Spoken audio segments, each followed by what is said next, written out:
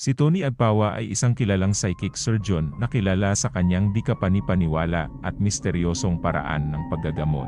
Ipinanganak noong 1938 sa Lawag City, Ilocos Norte, Philippines. Si Agpawa ay lumaki sa isang pok na kilala sa mga lokal na naglalakbay upang humingi ng tulong mula sa kanya. Ang kanyang pangalan ay naging kilala sa buong bansa at sa iba't ibang bahagi ng mundo dahil sa kanyang espesyal na kakayahan sa psychic surgery. Ang psychic surgery ay isang likas na Pilipinong paraan ng paggamot na kung saan iniimpluwensyahan ng healer ang enerhiya sa paligid ng pasyente upang matulungan ang paggagamot ng karamdaman.